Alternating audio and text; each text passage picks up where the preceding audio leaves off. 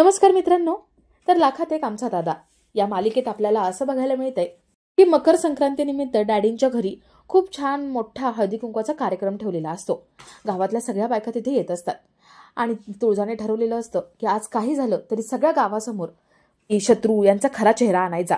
जसं सूर्याचा अपमान गावासमोर केला होता तसंच डॅडींचा चेहरा सगळ्या गावासमोर आणायचा. ती ठरल्याप्रमाणे पेनड्राईव्ह घेऊन येते आणि ती तेजूकडे जाते. तेजू किचनमध्ये असते. तुळजा तेजूला पेनड्राईव्ह दाखवते आणि म्हणते, तेजू हा तोच पेनड्राईव्ह आहे ज्याच्यामध्ये शत्रूने त्या शाळेमध्ये नाही का जेवणामध्ये विष टाकलं होतं.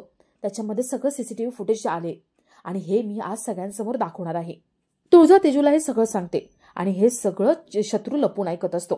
तुळजा बाहेर निघून जाते आणि शत्रू तेजूला वरती आपल्या रूममध्ये घेऊन येतो. तो दरवाजा लावतो आणि तेजूला पट्ट्याने फोडून काढतो. तेजूला तो म्हणतो, तुला पट्ट्याने मार खायचा नसेल आणि आता वाचायचं असेल आणि तुझ्या भावाची इज्जत वाचवायची असेल ना, तर मी सांगतो ते काम करायचं, नाहीतर तुझ्या भावाला मी मारून टाकेल.